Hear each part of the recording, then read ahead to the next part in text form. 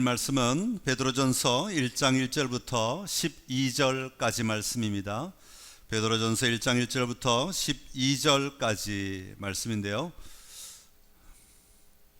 우리 다 같이 함께 12절까지 함께 읽도록 하겠습니다. 예수 그리스도의 사도 베드로는 본도, 갈라디아, 갑바도기아, 아시아와 비두니아에 흩어진 나그네 곧 하나님 아버지의 미리 아심을 따라 성령이 거룩하게 하심으로 순종함과 예수 그리스도의 피 뿌림을 얻기 위하여 택하심을 받은 자들에게 편지하노니 은혜와 평강이 너희에게 더욱 많을지어다.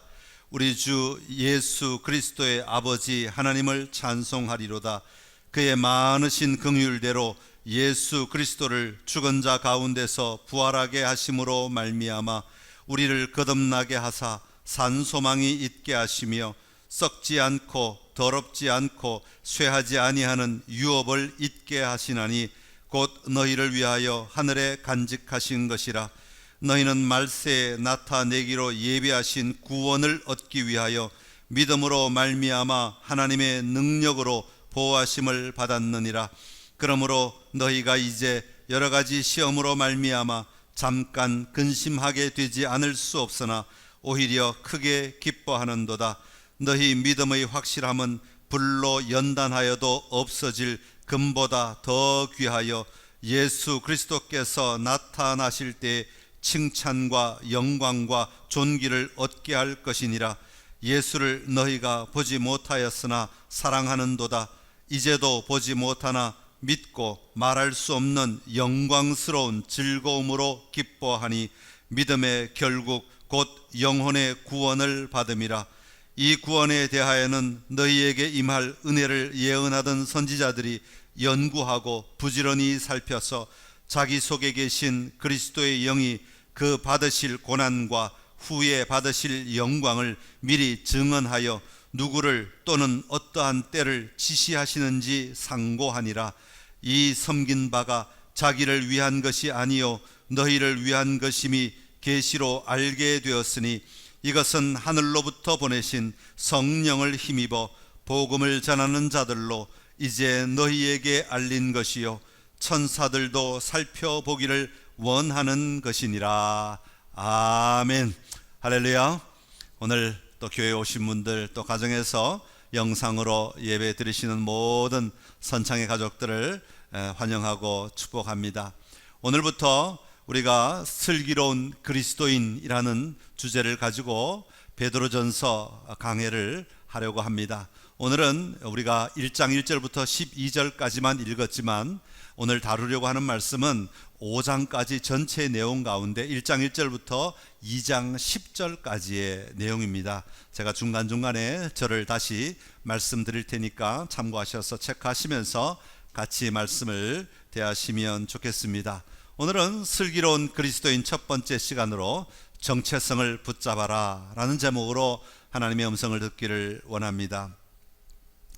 베드로전서 시리즈 제목을 슬기로운 그리스도인이라고 잡았습니다. 슬기롭다는 말은 국어사전에 보면 사물의 이치를 바르게 분별하고 일을 정확하게 처리할 방도를 생각해 낼 줄 아는 재능이 있다, 그런 의미를 가지고 있습니다. 좀 쉬운 말로 하면 통찰력이 있다, 지혜롭다, 사려 깊다, 신중하다, 이런 단어들이 성경이 말하고 있는 슬기롭다라는 말의 의미가 됩니다. 성경에서 슬기롭다는 말이 사용되는 경우가 그렇게 많지는 않지만 우리가 잘 알고 있는 마태복음 25장에 나오는 슬기로운 처녀들의 이야기가 있습니다. 미련한 자들과 슬기로운 자들을 비교해서 슬기로운 자들이 어떤 자들인가 라는 것을 우리에게 아주 구체적으로 알려주고 있지요. 미련한 자들은 어떤 사람입니까? 등은 가지고 있지만 다음에 쓸 기름을 준비하지 않았던 사람입니다. 신랑이 온다 하는 소리가 들릴 때 그들이 가지고 있던 등의 기름은 다 떨어지고 예비한 기름도 없으니까 그제서야 기름을 사러 달려갔다가 오지만 돌아보니까 이미 잔치집 문은 닫혀 있는 상태였습니다. 그러나 슬기로운 사람은 어떻습니까? 지금도 등불을 밝히고 있었고 이 기름이 떨어지면 보충할 수 있는 여분의 기름까지 가지고 있었던 사람이 바로 슬기로운 사람들이었습니다. 그랬기에 그들은 신랑이 오는 시간이 지체됨에도 불구하고 여전히 불을 밝힐 수 있었고, 신랑이 왔을 때도 예비된 기름을 넣어서 충분히 불을 밝힐 수 있었던 것이죠. 코로나19가 깊어지면서 사람들마다 이 시간을 살아가는 방식이 다른 것을 볼 수가 있습니다. 어떤 사람은 코로나 이전의 시간이 다시 올 줄로 알고 지금 숨죽이며 움츠리며 그때가 다시 오면 내가 잘 살 거라고 생각하고 그렇게 그때를 기다리며 사는 사람들이 있습니다. 이런 사람들은 아무래도 삶의 자리가 소극적이 될 수밖에 없습니다. 또 다른 사람은 코로나19가 끝나면 전혀 다른 세상이 올 거라고 말하며 그때만을 기다리며 살아가는 사람들이 있습니다. 그때가 오면 내가 그때 가면 내가 잘 살 거야, 그렇게 생각하면서 그때만을 기다리고 있는 사람들이죠. 그러나 슬기로운 사람은 오늘 지금 내가 맞이한 이 날을, 코로나19의 상황 속에서 내가 지금 걸어가고 있는 이 시간을 바로 나에게 주신 날인 줄로 알고 살아가는 사람들입니다. 그러면서 여분의 기름, 내일을 위한 기름도 같이 준비하고 있는 사람입니다. 이것이 슬기로운 처녀들처럼 지금도 등불을 밝히고 있으면서도 기름도, 내일에 쓸 기름도 준비하는 사람인 것이죠. 성도들의 삶으로 보면 어떨까요? 오늘 우리가 비대면 예배를 드리며 교회 오기도 했다가 못 오기도 합니다. 그러나 어떤 상황이 되었던 지금 내가 있는 자리에서 내가 할 수 있는 최선의 예배를 드리고 내가 할 수 있는 최선의 헌신의 삶을 살아가는 것입니다. 그러면서 내일도 준비하며 살아가는 것이죠.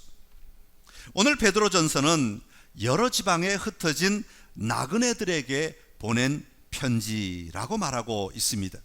그러니까 이 편지는 흩어진 유대인 그리스도인들과 이방인 그리스도인들에게 예수님을 믿는 자들이 지금 예수님을 믿는다는 이유 때문에 사회로부터 또는 삶의 자리에서 이웃들로부터 고난당하고 있을 때 어떻게 살아야 할 것인가 라는 해답을 우리에게 알려주고 있는 책이라고 말할 수 있습니다.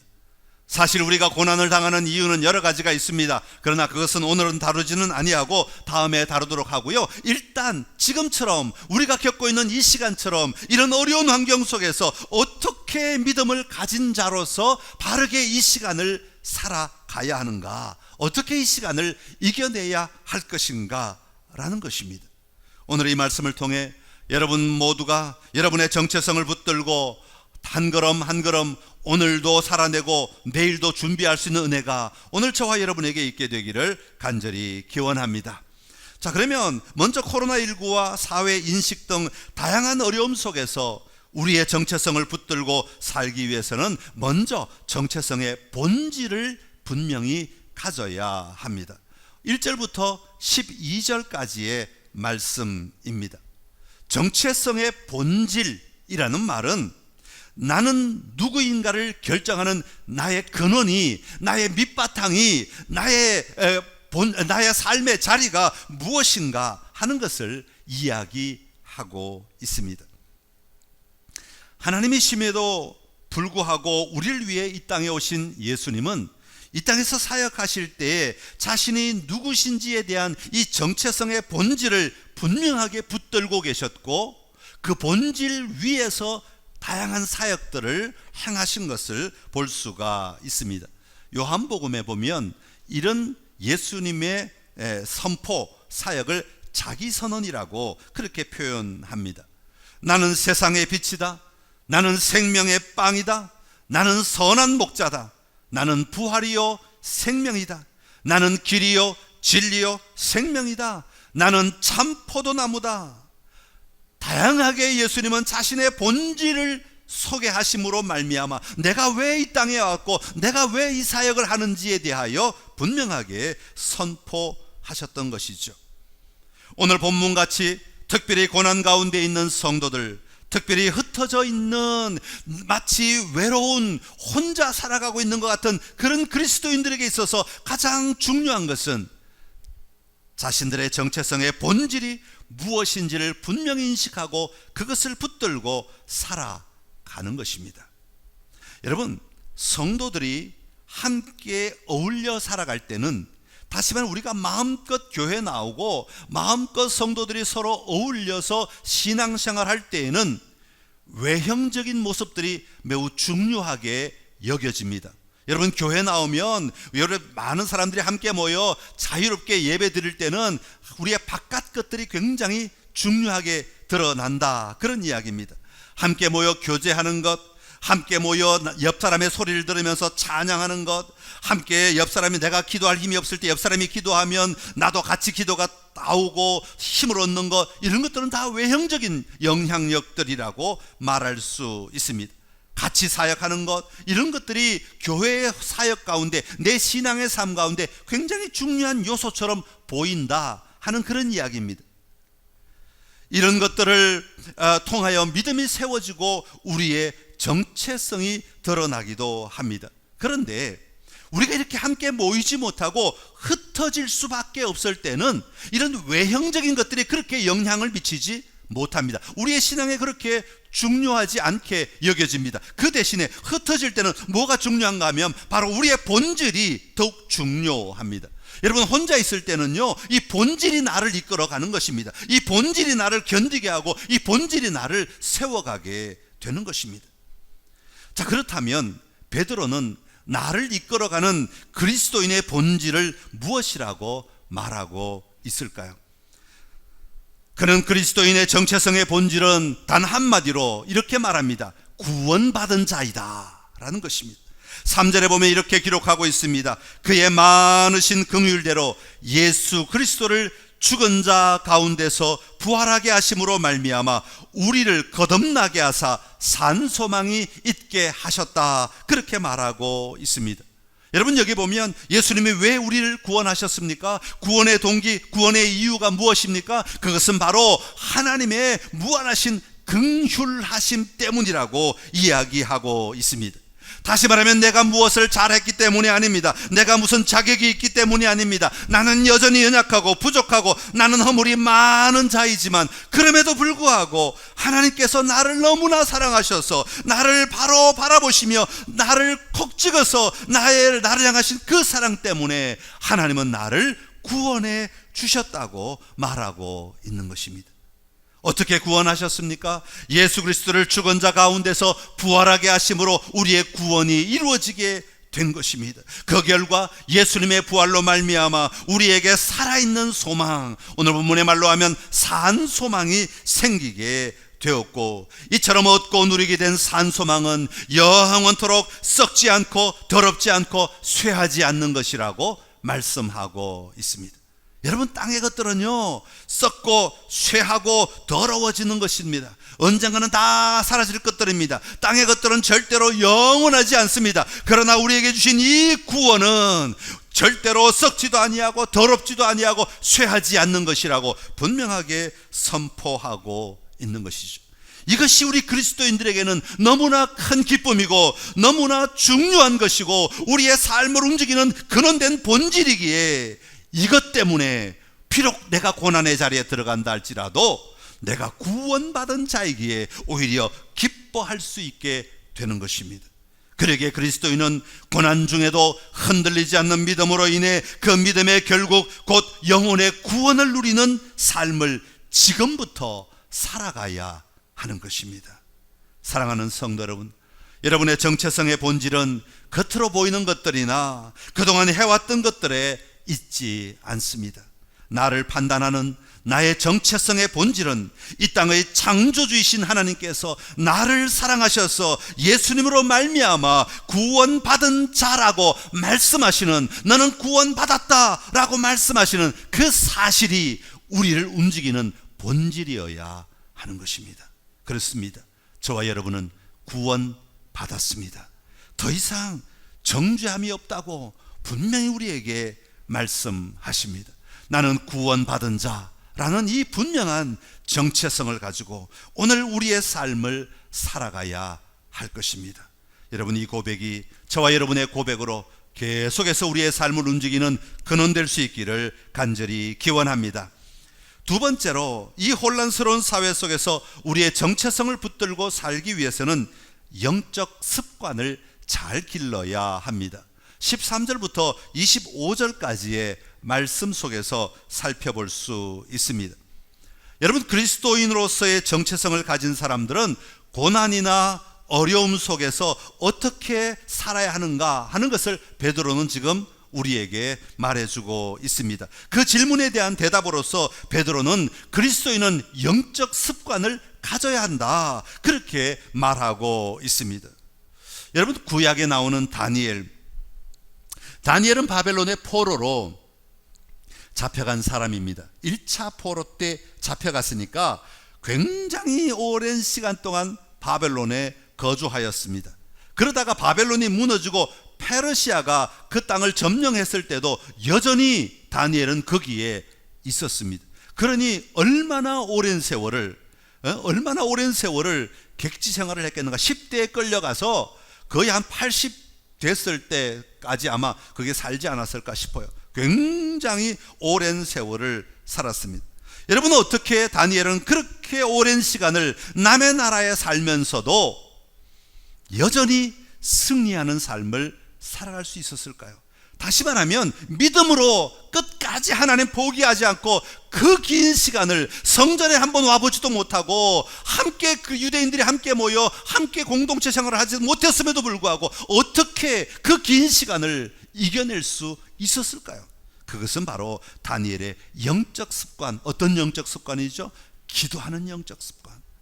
페르시아의 총리로 있을 때에도 그는 하루에 3번씩 규칙적으로 집에 가서 올라가서 하나님 앞에 기도했다고 말하고 있는 거죠. 비록 그것 때문에 고난을 당한다 할지라도 그의 영적 습관은 절대로 멈추지 않았던 것을 우리는 잘 알고 있습니다. 예수님은 어떻습니까? 이 땅에 오셔서 그 고난을 향하여 걸어가는 그 길이 얼마나 힘들고 얼마나 고통스러웠겠습니까? 인간적으로 바라보면 그 삶이 얼마나 힘든 길이었겠습니까? 그럼에도 불구하고 예수님은 자신의 사명을 붙들고 그 길을 끝까지 걸어갈 수 있었던 힘은 하나님이기 때문에 아니요, 인간으로 오신 예수님으로서 영적 습관을 계속해서 유지했기에 그 시간을 이겨낼 수 있었던 것이죠. 누가복음 22장 39절에 보면 이렇게 기록하고 있습니다. 우리 다 같이 한번 읽어보겠습니다. 예수께서 나가사 습관을 따라 감람산에 가시매 제자들도 따라갔더니. 아멘. 여기 보면 습관을 따라 그랬어요. 습관을 따라 감람산에 가셨다. 예수님은 등산을 좋아하셨구나. 그래서 등산하는 습관이 있으셨구나. 아니요, 그 얘기 아니에요. 습관을 따라 감람산에 올라갔다라는 얘기는 습관을 따라서 늘 영적 습관으로 기도하는 삶을 사셨다. 감람산에 올라가 기도하셨다라는 것을 이야기하고 있습니다. 오늘 우리는 홀로 떨어져 있는 이 시간을 통해 나에게 어떤 영적 습관이 있는지를 분명히 볼 수 있는 시간을 가지고 있습니다. 요즘 여러분은 어떤 영적 습관을 가지고 있습니까? 여러분이 하루를 지내면서 어떤 영적 습관으로 살아가고 있는가 하는 겁니다. 여러분, 우리가 우리의 그리스도인이라고 하는 이 정체성을 붙들고 살아가기 위해서는 우리 삶의 자리에 영적 습관을 가지는 것은 필수적인 요소입니다. 습관을 잃어버리면 여러분, 우리의 정체성이 달라지게 됩니다. 습관적으로 하지 않으면 우리는 알게 모르게 시간이 지나면 나도 모르게 전혀 다른 자리에 서 있는 우리 자신을 발견할 수밖에 없다는 것입니다. 먼저 오늘 본문에서 그리스도인은 바라보는 삶, 소망의 삶을 살아야 한다고 말합니다. 오늘 우리가 가져야 되는 영적 습관은 소망이어야 한다라고 말합니다. 그리스도인은 무엇을 소망해야 합니까? 바로 은혜라고 말합니다. 여러분, 하나님의 은혜를 날마다 소망하며 사는 것이 오늘 이 시대를 살아가는 우리가 가져야 될 영적 습관이라고 베드로는 우리에게 이야기하고 있는 것이죠. 여러분, 영적 은혜는 과거에만 주신 것이 아닙니다. 어떤 성도들은 과거에 받은 은혜만 붙들고 살아가는 사람들이 있습니다. 아니요, 과거의 은혜는 과거일 뿐입니다. 하나님의 은혜는 지금 또 받아야 하는 겁니다. 하나님의 은혜는 그리고 내일도 받아야 하는 것이고, 하나님의 은혜는 우리의 하나님 앞에 가는 그 시간까지 끊임없이 하나님으로부터 우리에게 공급되어야 하는 것입니다. 그러기에 우리는 오늘을 살면서 날마다 하나님의 은혜를 사모하는 삶을 살아야 한다고, 그것이 우리의 소망이 되어야 한다고 그렇게 이야기하고 있는 겁니다. 13절에 보면 그리스도께서 나타나실 때 너희에게 가져다 주실 은혜를 바라보라고 이야기합니다. 주실 은혜를 바라보며 사는 것은 성도들의 영적 습관 가운데 정말 중요한 것입니다. 아침에 눈을 뜨면 오늘 우리에게 베풀어 주실 하나님의 은혜를 바라보며 사는 삶은 하나님을 향하여 우리의 모든 삶을 집중하게 만드는 것입니다. 그러기에 우리의 삶의 영적 습관 안에 하나님의 은혜를 사모하며 소망 안에 살아가는 것, 이것은 우리가 날마다 행하며 누려야 하는 것이죠. 그러기 위해서는 우리는 마음의 허리를 동여야 된다, 그렇게 말하고 있습니다. 여러분, 마음의 허리를 동인다는 말은 마음의 끈을 묶는다, 그런 이야기가 아니라, 옛날 사람들은 이 통짜로 된 옷을 입었잖아요. 통짜로 된 옷을 입다가 무슨 일을 하려면 허리에 끈을 묶어야 돼. 우리 여자분들 한복 입고 예쁘게 한복을 입고 있다가 일을 하려면 어떻게 해야 돼? 끈으로 이 허리를 찔끔 묶어야, 안 그러면 이게 옷이 불편해서 일하기가 너무너무 힘든 거예요. 이 유대인들의 옷도 그 당시 그쪽 지방의 사람들의 옷도 다 이런 형태를 가지고 있는 거죠. 그래서 허리를 동여야 된다라는 것입니다. 그래서 이 말의 의미는 뭐냐 하면, 허리를 동인다는 것은 민첩하게 빠르게 움직일 준비된 삶을 살아야 한다라는 것을 이야기하고 있습니다. 그리스도인은 멈춰 있는 자들이 아닙니다. 그리스도인은 앉아 있는 자들이 아닙니다. 움직이는 자들이어야 합니다. 실천하는 자들이어야 합니다. 민첩하게 오늘의 삶을 대비하며 오늘의 삶을 감당해 나가며 오늘의 삶을 대처하며 살아내려고 의지적으로 오늘 내 앞에 놓인 삶을 향하여 대항하며 살아낼 수 있는 자여야 한다는 것입니다. 그리고 또 하나는 근신하라고 말하고 있습니다. 근신하는 것은 예수님의 재림과 연결되어 있는 겁니다. 다시 말하면 주에 대하여 깨어있는 삶을 살아야 한다는 것을 이야기하고 있습니다. 언제나 깨어서 긴장하며 또 주에 대하여는 언제나 민감하게 반응하며 살아가면서 가지는 소망, 하나님의 은혜를 구하는 삶, 이것이 우리가 가져야 될 영적 습관이라고 말하고 있습니다. 그러기 위해서는 오늘 베드로는 16절부터 보면 그것을 유지하기 위해 거룩함의 습관을 가져야 한다, 그렇게 말하고 있습니다. 거룩함의 습관은 하나님을 두려워하는 것으로부터 나오게 된다고 말합니다. 이처럼 하나님을 두려워하는 삶을 살아가게 될 때 오늘 우리의 삶의 현장에서 하나님만 바라보고 사는 삶이 아니라 이웃들을 향하여 형제를 사랑하며 살아갈 수 있게 된다고 이야기하고 있습니다. 사랑하는 성도 여러분, 하나님을 향하여 그리고 이웃을 향하여 우리가 마땅히 가져야 할 영적 습관, 오늘 우리의 삶에 꼭 붙들고 나아가는 은혜가 있어야 합니다. 게을러서는 안 됩니다. 이렇게 살아갈 때 우리는 마침내 승리의 자리에 설 수 있게 될 것이기 때문입니다. 바라기는 선창의 모든 가족들이 이 영적 습관으로 말미암아 소망 안에서 언제나 매일매일 하나님이 주실 은혜들을 누리며 날마다 전진하는 놀라운 삶을 살게 되시기를 간절히 기원합니다. 마지막으로 이 사회 속에서 우리의 정체성을 붙들고 살기 위해서는 그리스도인으로서 성장해야 합니다. 2장 1절부터 10절까지의 말씀입니다. 2장 1절에 보면 성장하기 위해서 이렇게 이야기합니다. 1절 끝에 보면 버리고 그렇게 말합니다. 그리고 2절 중간에 보면 사모하라 그렇게 말합니다. 성장하기 위해서는 내 안에 잘못된 것들을 버리는 것부터 시작해야 하고, 그리고 내가 진짜 바라보고 붙잡아야 될 것들을 사모하는 삶을 살아야 된다고 이야기하고 있습니다. 자, 그러면 우리가 어디에서 성장해야 되냐, 어떤 영역에서 성장해야 하느냐, 2절에 보니까 갓난 아기들 같이 순전하고 신령한 젖을 사모하라 그렇게 말하고 있습니다. 그리고 5절에 보면 너희도 산돌같이 신령한 집으로 세워져라 그렇게 말합니다. 이것이 우리가 성장해야 될 두 가지 영역이라고 말하고 있는 거죠. 근데 여기 보면 신령한 2절에도 신령한 젖, 5절에도 신령한 집이라고 말하는데 이 한글로는 똑같이 신령한이라고 번역을 해놨지만 사실 원어에는 전혀 다른 뜻이 담겨져 있습니다.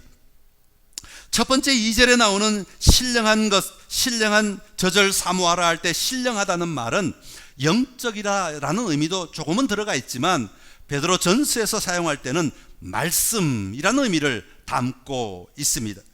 갓난 아기들 같이 순전하고 신령한 저절 사모하라 라는 말씀은 갓난 아이들 같이 말씀을 아주 순전하게 사모하며 말씀의 음식을 공급받아서 살아가라 라는 의미로 우리에게 들려주고 있는 겁니다. 너희가 주의 인자하심을 받았으면, 너희가 구원을 받았으면, 너희가 하나님의 사랑을 체험했으면 너희의 삶의 자리에 날마다 말씀을 먹고 그 말씀으로 말미암아 너희가 자라나야 한다라고 이야기하고 있습니다. 우리에게 다가오는 모든 악독과 모든 기만과 모든 외식과 시기와 비방하는 말들을 다 버리고, 다시 말하면 내 안의 감정에서 나오는 것들을 다 내어버리고 하나님이 주시는 말씀을 사모함으로 그 말씀으로 말미암아 우리가 날마다 성장해 나가야 한다고 말하고 있는 겁니다. 그러고 난 다음에 두 번째는 신령한 집으로 세워져라 그렇게 말합니다. 여기서 신령하다는 말은 거룩하다, 우리가 영적이다 라고 말하는 그 우리가 알고 있는 그 신령함을 그대로 사용하고 있습니다. 거룩한 집으로 세워져라. 이 집은 옛날 초대교회 때는 집이 곧 교회였습니다. 그러니까 신령한 집으로 세워지라는 말은 우리의 가정도 신령해야 된다는 의미도 되겠지만 신령한 교회가 되어야 한다, 교회 공동체가 되어야 된다라는 의미로 이야기하고 있는 겁니다. 성도들은 교회 공동체를 통하여 성장하고 자라나야 한다는 겁니다. 교회란 것은 무엇입니까? 나와 함께 예수 그리스도를 믿는 사람들이 함께 모여있는 공동체를 교회라고 이야기하는 겁니다. 그러니까 성도들이 성장하기 위해서는 가장 먼저 말씀을 먹어야 하고, 말씀으로 내 양식을 삼아야 하고, 말씀으로 내가 자꾸 자라나야 하고, 하나님을 더 자세히 알아가고 더 깊이 알아가는 삶을 살아야 하고, 동시에 성도들을 통하여서 서로 함께 갈고 닦아지는, 딱딱한 돌이, 각진 돌이 굴르고 굴러서 매끄러운 조약돌이 되듯이 그렇게 다듬어지는 역할을 교회를 통하여 해야 된다라는 겁니다. 여러분, 교회 없이 훈련되지 못하는 영역은 참 많습니다. 혼자 신앙생활 말씀으로 할 수 있습니다. 그러나 혼자 말씀만 가지고 신앙생활하는 데는 한계가 있습니다. 우리의 삶의 영역에 또 다른 영역들이 교회 공동체를 통하여 세워져야 한다고 하는 것입니다. 사랑하는 성도 여러분, 말씀과 교회는 그래서 이 두 개는 별개가 아니라고 베드로는 말합니다. 함께 가야 하는 것입니다. 성도의 삶에는 말씀이 있어서 그 말씀으로 말미암아 내가 날마다 예수 그리스도를 더 깊이 알아가고 하나님을 더 깊이 알아가야 하고, 알게 된 그 하나님의 나라를 내가 삶 가운데 적용하며 실천하며 살아갈 수 있어야 하는 것입니다. 오늘날 우리가 교회에 모이지 못하기에 이 신령한 집으로서의 역할을 우리가 다 경험하지 못합니다. 그러나 이 선창교회당이라고 하는 이 건물 안에서는 우리가 그것을 경험하지 못하지만 우리의 삶의 자리에서는 얼마든지 그 교회로서의 삶을 살아낼 수 있습니다. 내 주변의 사람들을 격려하고 또 기도해주고 중보하고 그들의 삶을 함께 나누고 함께 서로 힘을 모아 살아갈 때 우리는 얼마든지 교회로서의 삶을 살아갈 수 있는 것이죠. 아니요, 나는 그것조차도 너무 힘이 듭니다. 그러면 지금 이 시간은 어쩌면 신령한 젖을 먹는 시간, 말씀을 공급받는 시간, 묵상하고 말씀을 적기도 하고, 어떤 사람들은 보니까 코로나19 기간을 맞이하면서 말씀을 적기로 했다고 그러더라고요. 필사. 그래서 아무래도 적으시면 좀 더 천천히 말씀을 묵상할 수 있게 되겠지요. 여러 가지 방법으로 말씀을 가지고 내가 살아가려고 몸부림치는 삶을 살아가는 것이 어쩌면 이 시간 우리가 좀 더 집중해야 될 시간이고, 그렇다고 교회를 무시해서는 안 된다, 공동체를 무시해서는 안 된다, 이 공동체를 향해서도 우리가 마음을 열고 살아가야 한다 하는 것을 오늘 본문이 우리에게 말해주고 있습니다. 그리스도인은 두 가지에서 성장해야 된다. 말씀과 공동체를 통하여 성장해야 된다 하는 것입니다. 하나님은 우리 선창교회를 앞서 외치는 선창교회로 부르신 줄로 믿습니다.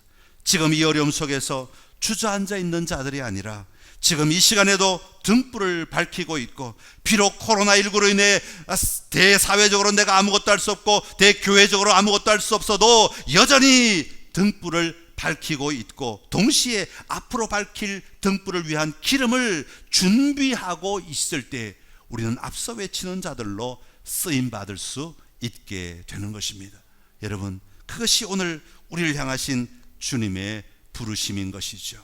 바라기는 선창의 모든 가족들이 오늘 여러분의 삶의 자리에서 깨어있는 삶을 살아갈 뿐 아니라 내일을 향하여 담대하게 준비하심으로 하나님 안에서 승리하는 삶을 살아내는 성도들이 다 되시기를 간절히 기원합니다. 기도하겠습니다. 참 좋으신 우리 하나님 아버지, 은혜를 감사합니다. 오늘 우리의 삶의 자리에 하나님 우리를 부르셔서 그리스도인이라 말씀하셨습니다. 그러나 오늘 이 한국 땅에서 그리스도인으로 산다는 것은 얼마나 힘들고 얼마나 어려운지 모릅니다. 많은 사람들의 비난과 많은 사람들의 손가락질과 많은 사람들의 마음을 닫고 우리를 상대하지 않으려고 하는 이 어려운 상황 속에서 우리가 어떻게 살아야 할 것인가, 어떻게 이겨내야 할 것인가, 어떻게 극복해야 할 것인가, 오늘 베드로를 통하여 우리에게 말씀하여 주시니 감사합니다. 우리 안에 분명한 정체성의 본질을 갖게 하여 주옵소서. 나는 구원받은 자임을 확신하게 하여 주옵시고, 하나님과의 관계 속에서 우리가 분명하게 서 있을 수 있는 은혜가 있게 하여 주옵소서. 또한 더 나아가 우리의 삶의 영적 습관들을 세워가게 하시고, 그 영적 습관들로 말미암아 하나님의 나라를 더 깊이 누리며 온전히 달려갈 수 있게 하시고, 그리스도인의 성장의 자리에 우리가 서서 말씀으로, 그리고 공동체를 통하여 우리가 날마다 자라남을 볼 수 있게 하시고, 그 자라남을 통하여 이 세상의 빛으로 쓰임받는, 소금으로 쓰임받는 저희 모두가 되게 하여 주시옵소서. 예수님의 이름으로 기도드리옵나이다. 아멘.